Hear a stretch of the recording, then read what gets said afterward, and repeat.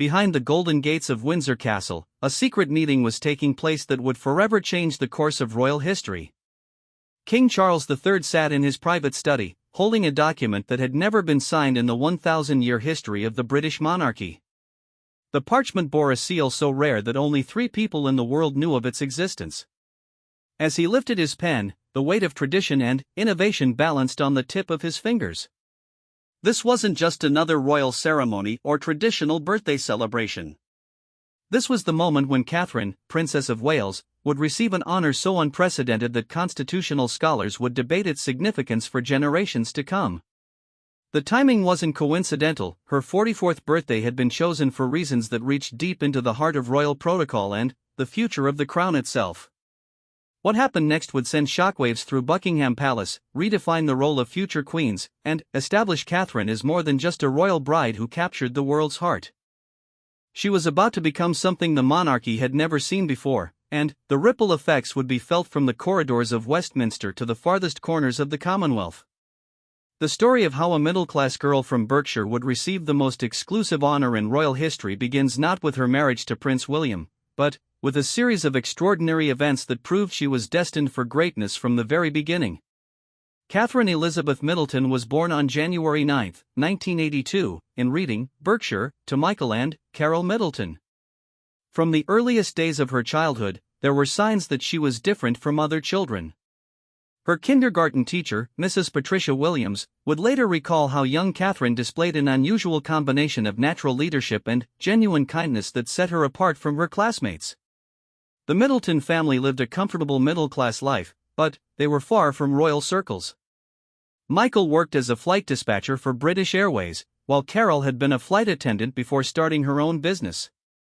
Their home in Chapel Row was modest but filled with love, laughter, and the values that would shape Catherine's character for decades to come. When Catherine was 13, her parents made a decision that would change the trajectory of her life forever. They enrolled her at Marlborough College, one of England's most prestigious boarding schools. The school fees were substantial, requiring significant financial sacrifice from the Middleton family, but they believed in investing in their daughter's future. At Marlborough, Catherine excelled not just academically but in ways that caught the attention of her teachers and peers. She captained the field hockey team, participated in cross-country running, and showed remarkable skill in art and photography. However, it was her natural ability to bring people together that truly distinguished her. During her time there, she organized charity events that raised thousands of pounds for local causes, displaying a genuine concern for others that would become her trademark. The headmaster of Marlborough, Dr.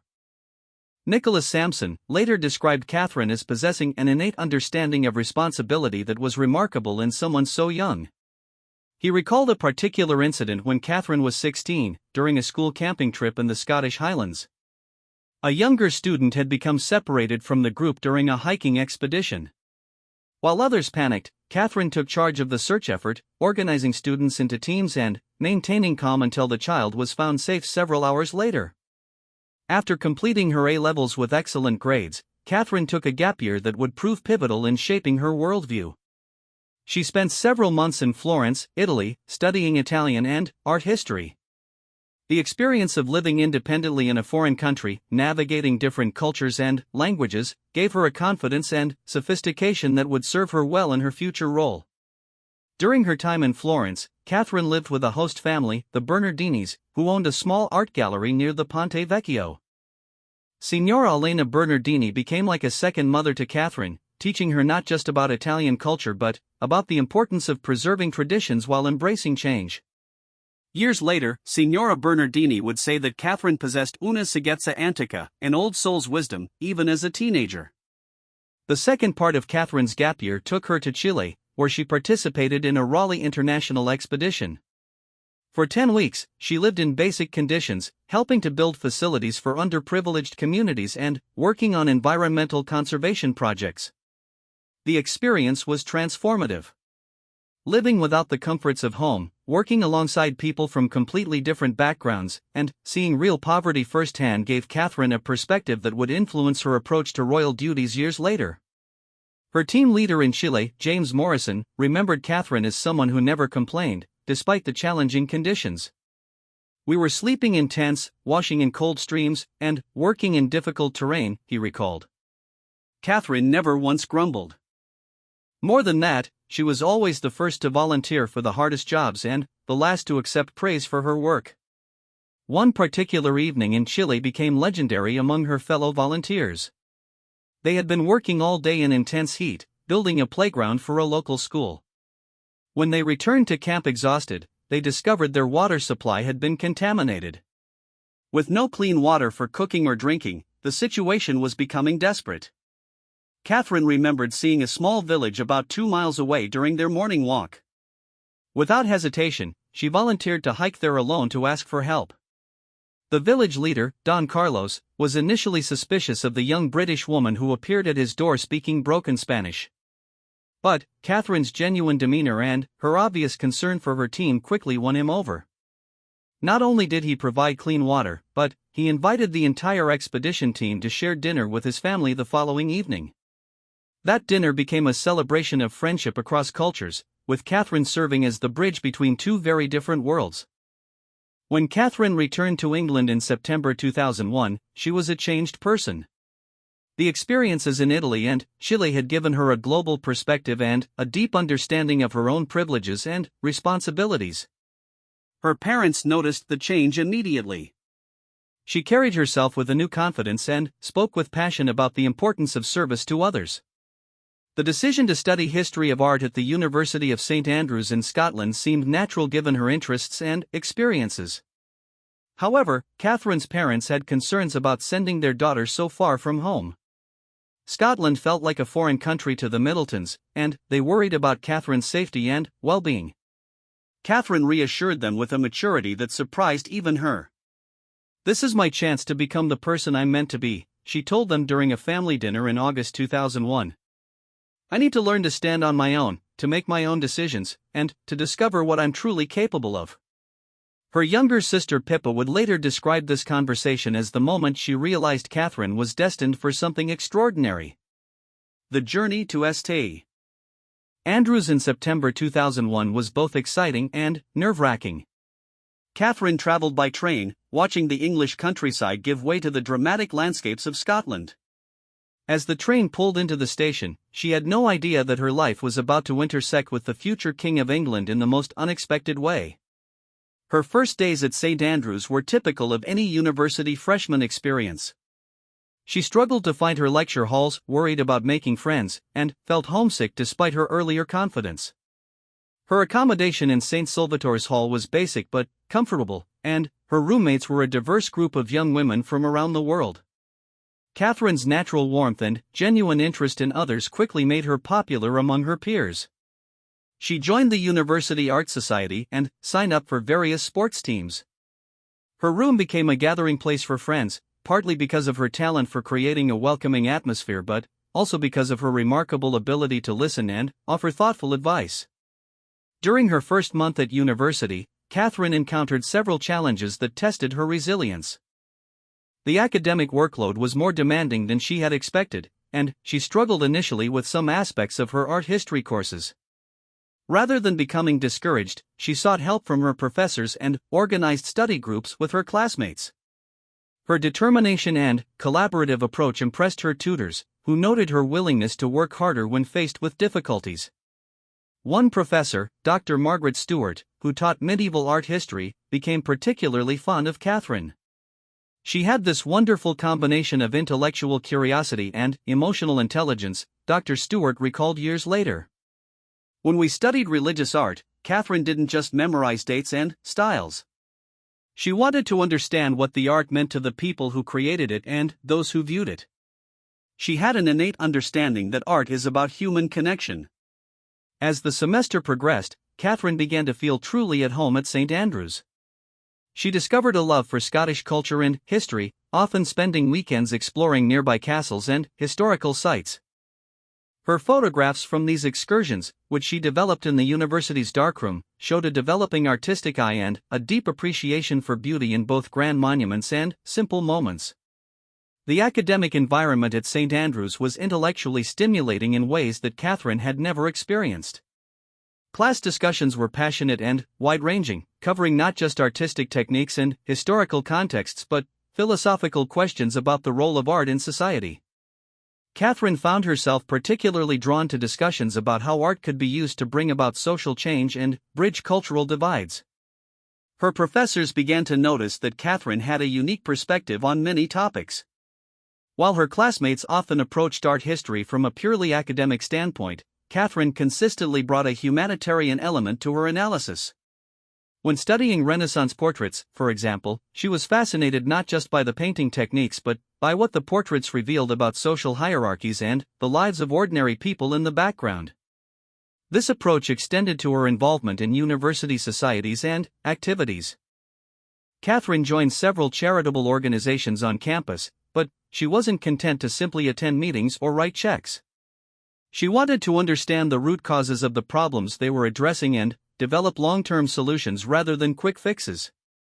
During the winter months of her first year, Catherine organized a charity art auction that raised over £10,000 for local homeless shelters. What made the event special wasn't just the money raised but the way Catherine brought together students, local artists, and community leaders. She personally visited each potential donor, not just asking for contributions but learning about their own experiences and perspectives. The auction took place in the university's oldest hall, with Catherine serving as both organizer and auctioneer. Her natural charisma and genuine enthusiasm for each piece being sold created an atmosphere of excitement and purpose. Local newspaper coverage of the event described Catherine as having a rare combination of grace and determination that inspired everyone around her. As winter turned to spring, Catherine had established herself as one of the most respected students in her year. Her professors appreciated her academic dedication and unique insights, while her peers valued her friendship and leadership. She had successfully navigated the transition from home to university life, proving to herself and others that she could thrive in challenging new environments. However, Catherine remained humble about her achievements. In letters home to her parents, she wrote more about her classmates' accomplishments than her own. She described feeling grateful for the opportunities she had been given and determined to make the most of them. Her parents could sense from her letters that their daughter was growing in confidence and wisdom with each passing month. The foundation for Catherine's future role was being laid during these crucial months at St. Andrews. The leadership skills, cultural awareness, and genuine concern for others that would later define her as Princess of Wales were all being developed and refined through her university experiences. She was learning to balance multiple responsibilities while maintaining her core values of kindness and service. As her first year at St. Andrews drew to a close, Catherine reflected on how much she had grown and changed. The shy girl who had arrived in Scotland 8 months earlier had been replaced by a confident young woman with clear goals and values. She had discovered not just her academic interests but her passion for using her talents and privileges to help others. The stage was set for the next chapter of Catherine's life, though she had no idea how dramatically her world was about to change. The qualities that had made her successful at Marlborough and during her gap year, and that were now flowering at St. Andrews, would soon be tested in ways she could never have imagined. But the foundation had been built strong and true, preparing her for whatever lay ahead. The autumn of 2001 brought new excitement to St. Andrews as second-year students returned to campus. Among them was Prince William, who had decided to continue his studies after taking a gap year following his first year. The prince's presence at the university had initially caused quite a stir, but by his second year, students had largely adapted to having a member of the royal family among them. Catherine was beginning her second year with renewed confidence and clear academic goals. She had chosen to focus her studies on Italian Renaissance art, inspired partly by her gap year experiences in Florence. Her professors had noted her exceptional analytical skills and her ability to see connections between artistic movements and social changes. The first time Catherine and William were in the same room together was during a lecture on Baroque art in Professor Hamilton's class. Catherine arrived early, as was her habit, and chose a seat in the third row where she could see the slides clearly. William entered just as the lecture was beginning, accompanied by his security detail, and took a seat several rows behind her. During that first lecture together, neither paid particular attention to the other. Catherine was completely absorbed in taking notes, occasionally raising her hand to ask thoughtful questions that impressed both the professor and her classmates. William, still adjusting to being back at university after his gap year, was more focused on getting back into academic routine than on his fellow students. Their first actual interaction came 3 weeks later during a seminar on art patronage in Renaissance Italy. The class had been divided into small groups to discuss different aspects of how wealthy families supported artists. Catherine found herself in a group with William and, for other students, tasked with analyzing the Medici family's influence on Florentine art. William had done his homework thoroughly, but Catherine's insights went beyond the required reading. She drew connections between the Medici's political motivations and their artistic choices, referencing her observations from visiting Florence the previous year. Her analysis was so compelling that their group's presentation became the highlight of the seminar. After class, William approached Catherine with genuine curiosity. "You mentioned visiting the Medici chapels in Florence," he said. "What was that experience like?" The conversation that followed lasted over an hour as they walked across campus. Catherine described not just the artistic beauty of what she had seen but how the art had been experienced by ordinary people of the time. William was struck by her ability to make historical art feel alive and relevant. This initial conversation revealed something important about both of them.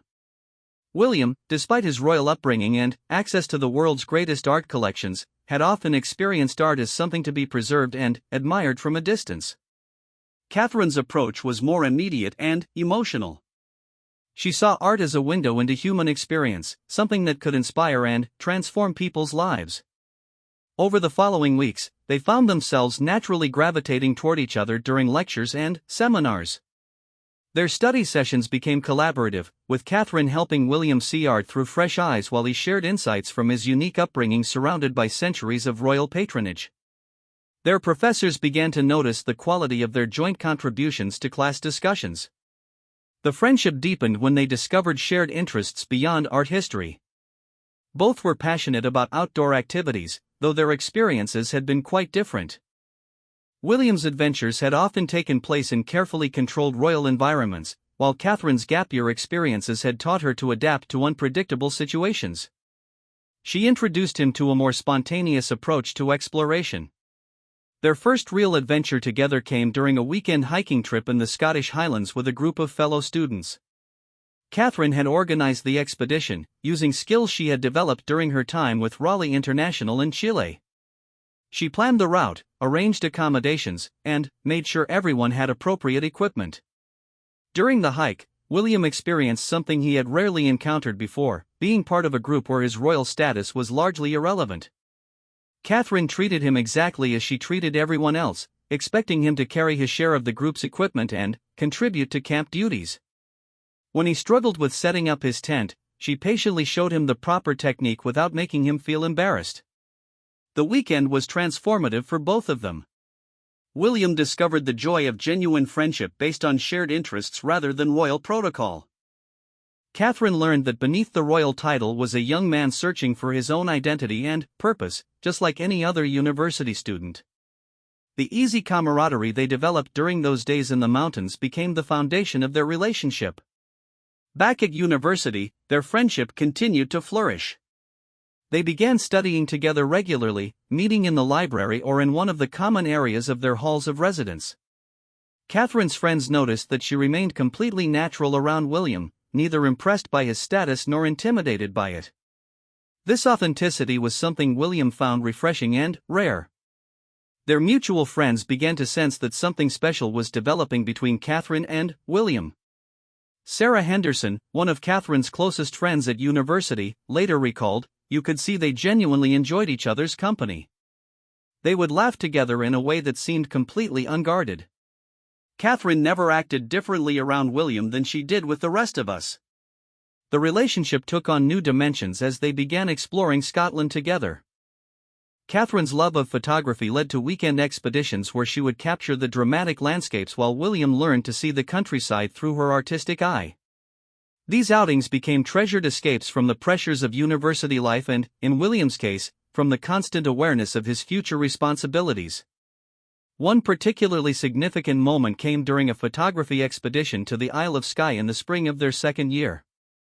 They had traveled there with a small group of friends, but found themselves separated from the others during a hike to photograph the famous Old Man of Store Rock Formation. As they climbed higher, the weather suddenly changed, and they found themselves caught in a dense fog. Rather than panicking, Catherine took charge of the situation with the kind of calm competence William had observed many times before. She used her compass and map-reading skills to guide them safely back to their meeting point, all while keeping their spirits up with stories and observations about their surroundings. By the time they rejoined their friends, William had gained a new level of respect for Catherine's practical abilities and unflappable nature. That evening, as they sat by a fire in their small hotel, William found himself thinking about Catherine in a new way. He had always admired her intelligence and kindness, but now he was beginning to appreciate her strength and reliability. These were qualities he had been taught to value in potential partners, but he had never expected to find them combined with such warmth and naturalness. Catherine, for her part, was discovering that William was far more complex and thoughtful than his public image suggested. Away from the formality of royal life, he showed a gentle sense of humor and a genuine desire to understand the world around him. She appreciated his willingness to learn from others and his lack of pretension about his privileged background. Their academic work continued to benefit from their collaboration. A joint project on the influence of Dutch art on British collections in the 18th century earned them both top marks and praise from their professors. They had combined William's access to royal collection records with Catherine's analytical approach to create something truly original. Professor Hamilton, who had taught both of them since their first year, later observed that their partnership brought out the best in each of them. William became more confident in expressing his own interpretations, while Catherine learned to appreciate the historical context that William brought to their discussions. They challenged each other intellectually in very positive ways. As their second year drew to a close, both Catherine and William were aware that their relationship was evolving beyond friendship. The easy companionship had deepened into something more significant, though neither was ready to define it explicitly. They spent increasing amounts of time together, and their friends began to assume they were a couple even before they had acknowledged it to themselves. The transition happened gradually and naturally. Study sessions turned into long conversations about life, values, and dreams for the future. Casual outings became more intimate as they began seeking each other's company exclusively. When they returned to St. Andrews for their third year, they were officially together, though they kept their relationship private. The secrecy was partly practical, given William's royal status, but it was also personal. Both valued the special quality of their relationship and wanted to protect it from outside scrutiny. Catherine adapted to the need for discretion with characteristic grace, never seeming resentful of the limitations it placed on their social life. Their relationship faced its first real test when news of their romance finally leaked to the press in early 2004. Suddenly, Catherine found herself the subject of intense media attention and speculation. Photographers followed her around campus and back home to her family in Berkshire. The invasion of privacy was overwhelming and frightening. William watched with admiration as Catherine handled the media pressure with remarkable poise. She refused to give interviews or make public statements, but she also refused to hide or change her behavior significantly. She continued attending classes, participating in university activities, and maintaining her friendships. Her strength during this difficult period only deepened William's respect and affection for her. The experience also brought Catherine's first real understanding of what life as a member of the royal family would entail. The constant scrutiny, the loss of privacy, and the public's sense of ownership over her personal life were sobering realities. Many people in her situation might have retreated, but Catherine approached these challenges as she had others in her life, with determination to adapt and succeed. Her family's support during this period was crucial. The Middletons, despite having no experience with royal protocol or media attention, provided a stable foundation for Catherine. They refused to be intimidated by the pressure and maintained their normal family routines as much as possible. This stability helped Catherine navigate the stress of sudden fame while completing her university studies. William's appreciation for Catherine's handling of the media attention was matched by his admiration for her family's grace under pressure. The Middletons welcomed him warmly without being overawed by his status. Family dinners at their home in Berkshire became precious escapes from royal formality, where William could experience the kind of relaxed family life he had rarely known.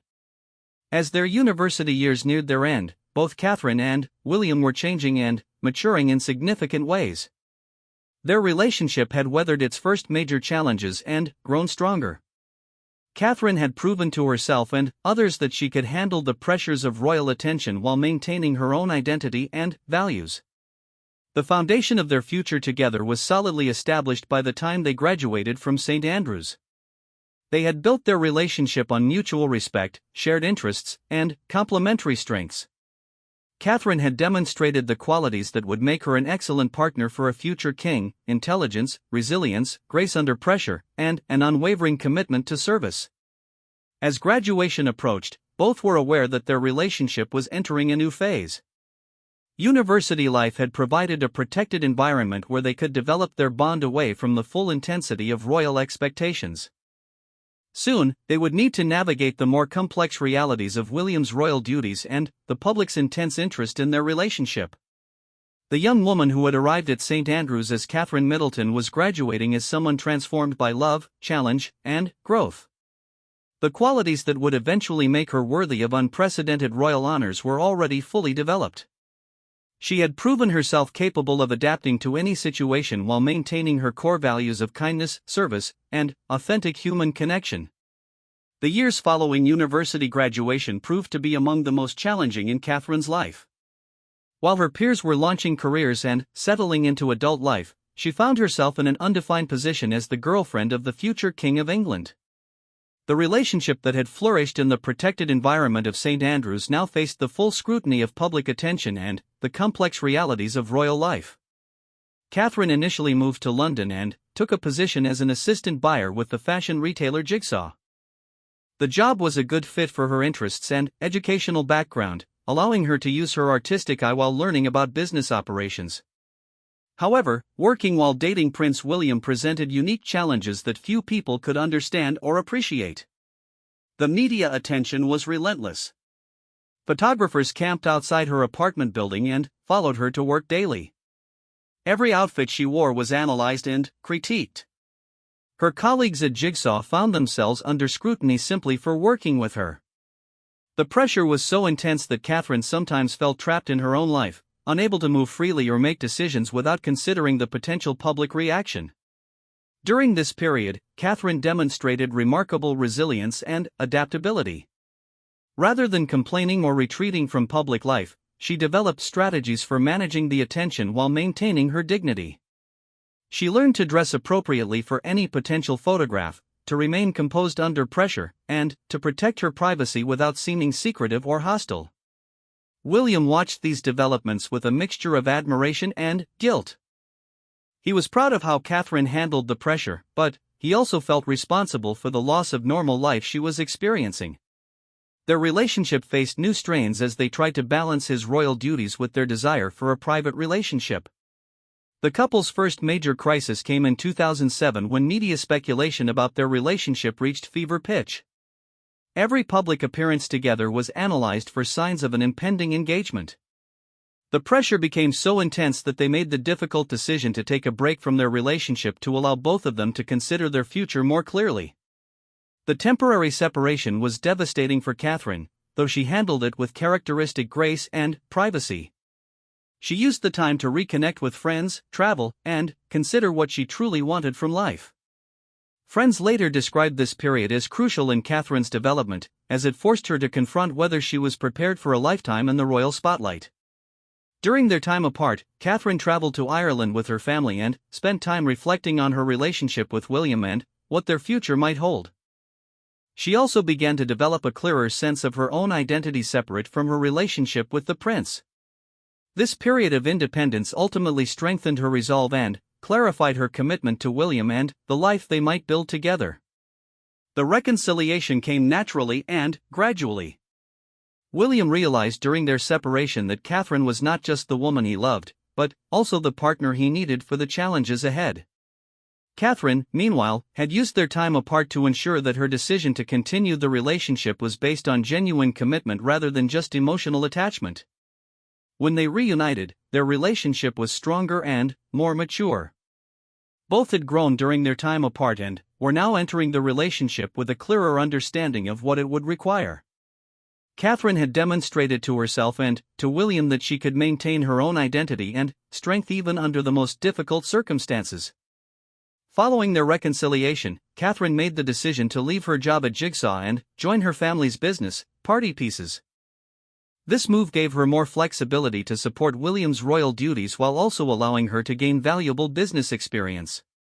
Working with her family also provided a more supportive environment during what continued to be a challenging period.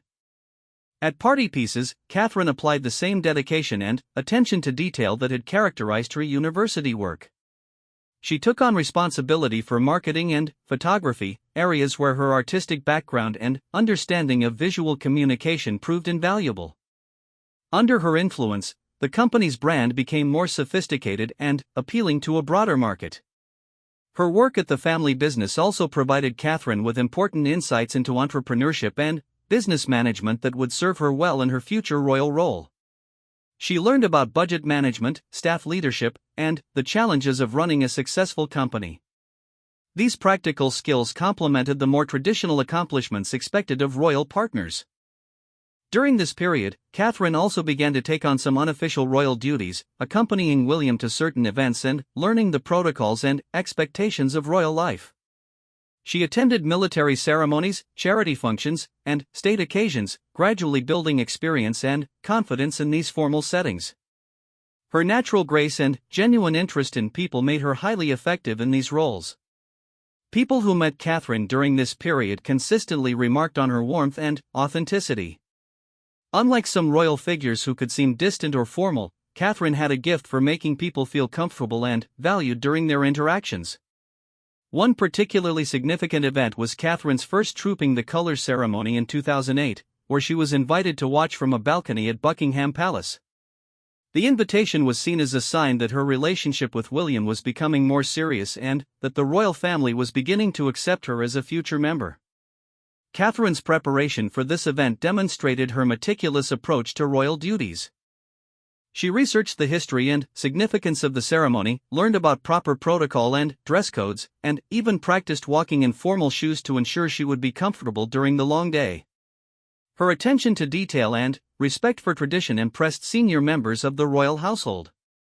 The Queen herself began to take notice of Catherine during this period. Their first private meeting took place at Balmoral Castle in Scotland, where Catherine was invited to join the royal family for their annual summer holiday. The invitation was significant, as Balmoral represents the most private and personal side of royal life. Catherine's behavior at Balmoral was exemplary. She participated enthusiastically in outdoor activities, showed genuine interest in the estate's history and traditions, and demonstrated the kind of resilience and adaptability that the Queen valued. Most importantly, she never seemed to be performing or trying to impress, but rather appeared to be genuinely enjoying herself and the company of the royal family. During quiet moments at Balmoral, the Queen observed Catherine's interactions with the younger members of the family, particularly her patience and kindness with the children. These qualities, combined with her obvious devotion to William and her grace under public pressure, convinced the Queen that Catherine would be a valuable addition to the royal family. Prince Charles also developed a strong appreciation for Catherine during this period. He was impressed by her intelligence and her genuine interest in his environmental and charitable causes. Catherine's background in art history provided common ground for discussions about architecture, conservation, and cultural preservation. Charles found her to be a thoughtful and engaged conversationalist who brought fresh perspectives to familiar topics. The relationship between Catherine and Prince Harry was particularly important, given the close bond between the two brothers. Harry immediately appreciated Catherine's warmth and humor, and he valued the positive influence she had on William. Catherine's ability to fit seamlessly into the family dynamic while maintaining her own personality was remarkable to those who observed it. As her relationship with the royal family deepened, Catherine also faced increased expectations and scrutiny from the public and media. Every aspect of her behavior was analyzed and compared to previous royal figures. She was expected to be fashionable but not frivolous, approachable but not informal, confident but not presumptuous. Catherine navigated these contradictory expectations with remarkable skill. She developed a personal style that was elegant and appropriate while still reflecting her own personality. Her fashion choices became influential, with items she wore often selling out immediately after her public appearances. However, she was careful to balance high-end pieces with more affordable options, showing sensitivity to economic realities. Her approach to charitable work also began to take shape during this period. Catherine chose to focus on causes related to children, education, and mental health, areas where she felt she could make a genuine contribution. She spent time learning about these issues and visiting organizations working in these fields, often without media attention. One particularly meaningful experience was her visit to a children's hospice in London, where she spent an entire day with patients and their families. The staff were impressed by her natural way with the children and her willingness to engage in difficult conversations about illness and loss. This visit reinforced Catherine's commitment to using her future platform to support vulnerable children. The preparation for her future role also included practical training in royal protocols, public speaking, and official duties. Catherine worked with experienced members of the royal household to learn about everything from proper curtsying techniques to the intricacies of state dinner seating arrangements. She approached this training with the same dedication she had brought to her academic studies. Public speaking was initially challenging for Catherine, as she had limited experience addressing large audiences.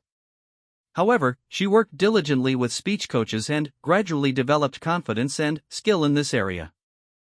Her first major public speech, delivered at a children's charity event in 2009, was well received and demonstrated her growing comfort with public duties. Throughout this period of preparation and growth, Catherine maintained close relationships with her family and friends from before her royal connection. She made conscious efforts to preserve these important relationships despite the challenges posed by her changing circumstances. Her loyalty to longtime friends and her continued closeness with her siblings provided stability and authenticity that grounded her during this transformative period. The Middleton family's support remained crucial throughout these years. Her parents' business success had given them financial independence, which meant they could provide emotional support without any appearance of seeking advantage from Catherine's royal connection. This independence was important both for the family's dignity and for public perception of Catherine's suitability as a royal partner. As 2010 approached, it became increasingly clear that William and Catherine's relationship was moving toward engagement. Both had matured significantly since their university days, and both had demonstrated their commitment to each other through various challenges and pressures. Catherine had proven herself capable of handling royal life while maintaining her own identity and values. The years of preparation, testing, and growth had transformed Catherine from a university student into someone ready for the responsibilities and challenges of royal life. She had developed the skills, knowledge, and inner strength necessary to be an effective partner for a future king. More importantly, she had done so while maintaining the qualities of warmth, authenticity, and genuine concern for others that had first attracted William to her. The foundation was now solidly in place for the next chapter of Catherine's life. The challenges she had faced and overcome had prepared her for even greater responsibilities ahead. The young woman who had once been uncertain about her place in William's world had become someone confident in her ability to contribute meaningfully to the monarchy and to the causes she cared about. As speculation about their engagement reached new heights, Catherine remained focused on the present while preparing for whatever the future might hold. She had learned to balance public expectations with private authenticity, royal duty with personal values, and traditional protocols with modern sensibilities. These skills would prove essential in the years to come. The morning of November 16, 2010, began like any other at the Middleton family home in Berkshire, but it would end with Catherine's life forever changed. William had planned a romantic getaway to Kenya, returning to the place where he had spent some of his gap year and where he felt most comfortable and free from royal protocol. The couple stayed at a remote cabin on the shores of Lake Rutundu, surrounded by the stunning landscape of Mount Kenya. For days, William had been carrying his grandmother's engagement ring in his backpack, waiting for the perfect moment. The ring, a stunning sapphire surrounded by diamonds that had belonged to his mother Princess Diana, represented both the weight of royal tradition and the personal love story he and Catherine were writing together. When he finally proposed during a quiet moment overlooking the lake, Catherine's acceptance marked the beginning of a new chapter not just for them, but for the British monarchy itself. The announcement of their engagement on November 16, 2010, sent shockwaves of excitement around the world. The first glimpse the public had of Catherine as the future Princess of Wales was during their engagement interview, where her composure and natural charm immediately won over millions of viewers. She spoke thoughtfully about the responsibility of her new role while making it clear that her love for William was the foundation for everything that would follow. The engagement period was a whirlwind of preparation, learning, and adjustment for Catherine. She was assigned a private secretary, Rebecca Deacon, who would become instrumental in helping her navigate the complex world of royal duties and protocols. Together, they worked on everything from Catherine's public speaking skills to her understanding of constitutional matters and the history of the institutions she would soon represent. Catherine's preparation included intensive briefings on the Commonwealth, the Church of England, British political systems, and the charitable organizations that would become part of her patronage. She approached each briefing with the same thoroughness she had brought to her university studies, taking detailed notes and asking thoughtful questions that impressed her instructors. The planning of the royal wedding itself became a delicate balance between royal tradition, public expectation, and the couple's personal preferences. Catherine was determined that the ceremony should reflect both the dignity expected of a future queen's wedding and the genuine love story that had brought them to this moment. She worked closely with the Archbishop of Canterbury and royal household staff to ensure every detail was perfect. One of Catherine's most important decisions was her choice of wedding dress designer.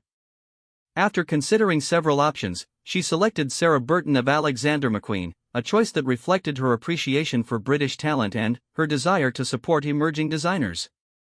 The collaboration resulted in a gown that perfectly captured Catherine's elegant yet accessible style, featuring intricate lacework and a design that honored tradition while feeling thoroughly contemporary. The dress fittings became precious private moments for Catherine during an otherwise intensely public period. Working with Sarah Burton and the skilled craftspeople who created the gown allowed Catherine to connect with the artistic traditions that had always interested her. She was fascinated by the historical techniques used in the lacework and the symbolism incorporated into various design elements. As the wedding date approached, Catherine's family faced the unprecedented challenge of preparing for their daughter's marriage into the royal family. The Middletons handled the situation with remarkable grace, maintaining their dignity while adapting to the intense scrutiny and protocol requirements. Their behavior during this period reinforced Catherine's suitability for royal life by demonstrating the strong family values that had shaped her character. The wedding day itself, April 29, 2011, was watched by an estimated 2 billion people worldwide. Catherine's journey from the Goring Hotel to Westminster Abbey was her first taste of the kind of public adoration she would experience throughout her royal life. The crowds lining the streets demonstrated genuine affection and excitement that went far beyond mere curiosity about royal pageantry. Walking down the aisle of Westminster Abbey, Catherine displayed the poise and confidence that had been developing throughout their relationship. The ceremony itself was a perfect reflection of both royal tradition and personal meaning. Catherine's vows were spoken with sincerity that moved even experienced royal watchers, while her obvious joy created an atmosphere of celebration that extended far beyond the Abbey walls. The transformation from Catherine Middleton to Her Royal Highness the Duchess of Cambridge was complete, but the real work was just beginning. The newlyweds moved into a modest apartment at Kensington Palace, choosing quarters that were elegant but not ostentatious. Catherine wanted their home to be a private sanctuary where they could maintain some normalcy despite their public roles. The early months of marriage brought new challenges as Catherine adjusted to life as a working member of the royal family. Her first official engagements were carefully chosen to build her confidence while introducing her to various aspects of royal duty. Her natural warmth and genuine interest in people made her immediately popular with the public, but Catherine was determined to be more than just a popular figure. Catherine's approach to royal duties reflected her thoughtful personality and her desire to make a meaningful contribution. She spent considerable time researching the organization she was asked to support, often making private visits to learn about their work before any public engagement. This preparation showed in the quality of her interactions and the genuine connections she formed with the people she met. Her first major solo engagement was a visit to a children's hospice, where her natural empathy and warmth created powerful moments with patients and families.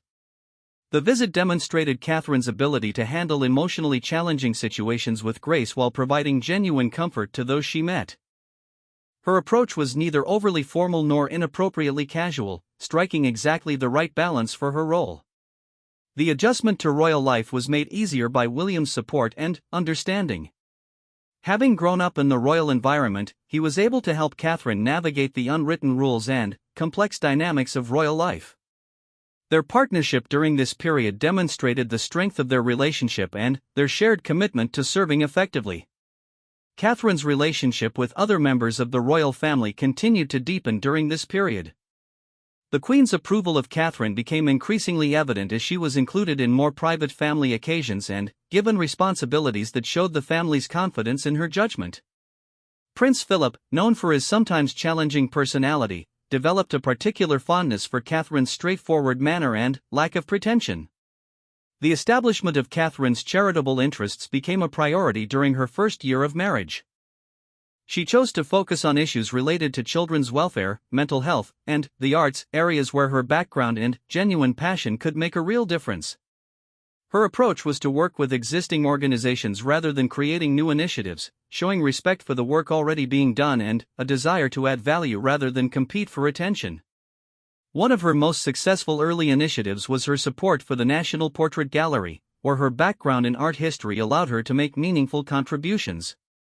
Catherine's involvement helped raise the profile of the gallery's educational programs and increased public interest in portraiture as an art form. Her patronage demonstrated how her personal interests could be effectively channeled into royal duties. Catherine's first pregnancy, announced in December 2012, brought new dimensions to her royal role. The intense media interest in every aspect of her pregnancy was unprecedented, requiring careful management to maintain some privacy while meeting legitimate public interest. Catherine handled the attention with characteristic grace, continuing her royal duties when possible while prioritizing the health of her unborn child. The severe morning sickness that forced Catherine to cancel several engagements early in her pregnancy became her first real test of public understanding and sympathy. Her decision to be open about the medical challenges she faced while maintaining appropriate privacy about personal details struck exactly the right note with the public. The experience taught valuable lessons about balancing transparency with dignity. Prince George's birth on July 22, 2013, marked Catherine's transition into motherhood and added another layer to her royal identity. The presentation of the new prince outside the Lindo wing of St. Mary's Hospital demonstrated Catherine's understanding of royal tradition while also showing her natural maternal instincts. The image of the new family became iconic, representing both continuity and renewal for the monarchy. Adjusting to motherhood while maintaining royal duties required careful planning and support. Catherine was determined to be hands-on mother while also fulfilling her obligations to the crown. Her approach balanced private family time with public duties, showing that modern royal life could accommodate both personal fulfillment and service to the nation. The early years of marriage and motherhood saw Catherine's confidence and effectiveness in her royal role grow steadily. She developed her own style of engagement that was warm and personal without being inappropriate for her position.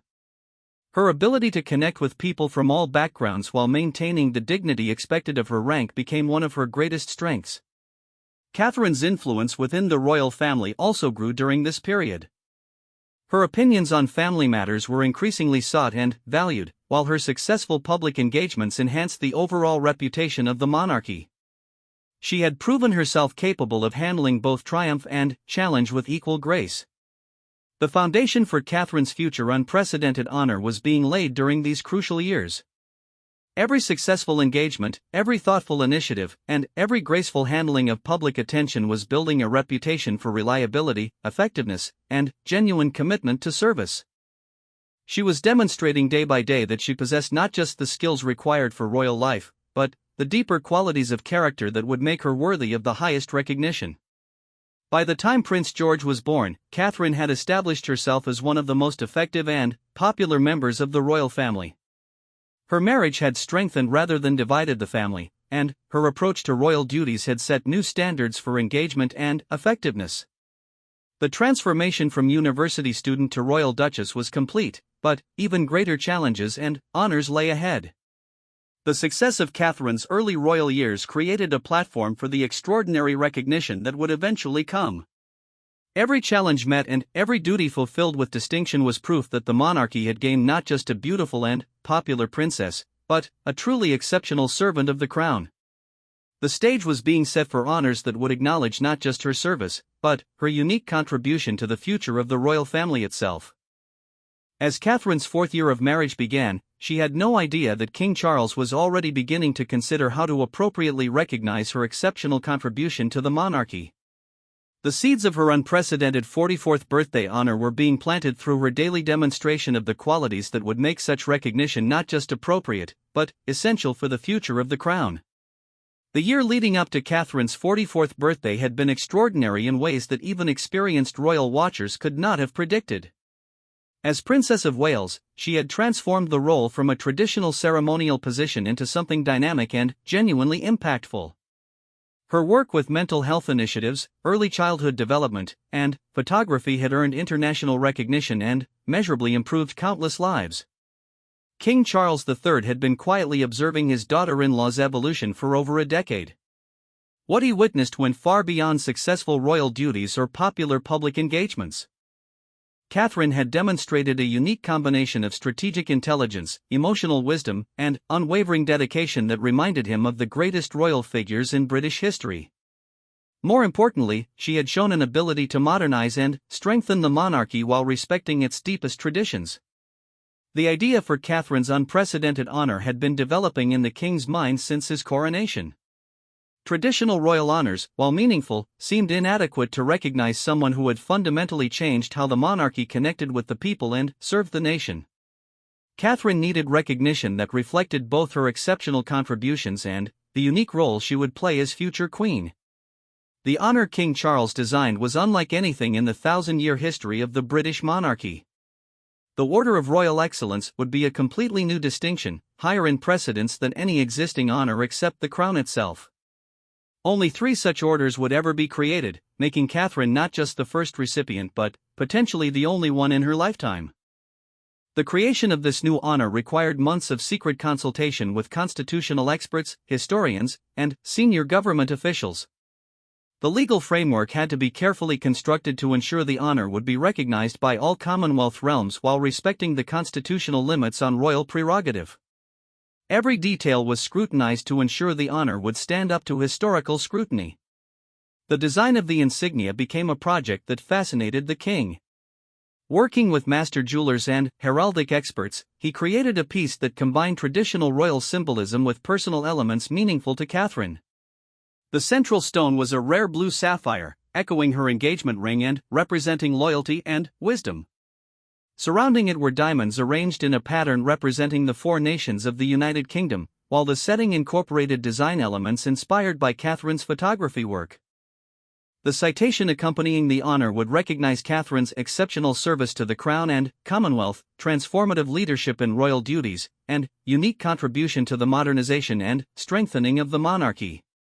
The language had been carefully crafted to reflect both the magnitude of her achievements and the historic significance of the recognition. Catherine's 44th birthday morning began with the traditional birthday gun salutes in London, but she had no idea that King Charles was already at Windsor Castle, preparing for the most significant ceremony of her royal life. The secret had been kept so closely that even Prince William knew only that his father had planned something special for Catherine's birthday. The invitation to Windsor Castle came as a surprise to Catherine, who had expected to spend her birthday quietly with family before a small evening celebration. When she arrived at the castle with William and their children, she was greeted by King Charles with unusual formality. Only when she was escorted to the throne room did she begin to understand that something extraordinary was about to happen.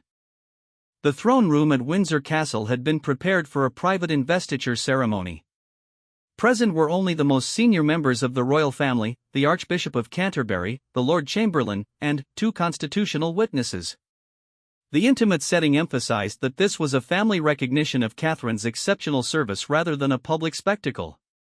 When King Charles began to speak about Catherine's contributions to the monarchy, the emotion in his voice was unmistakable. He spoke of watching her grow from a young woman in love with his son into someone who had revitalized the royal family's connection with the people. Her work with mental health, her championship of early childhood development, and her ability to bridge generational and cultural divides had, he said, strengthened the monarchy for future generations.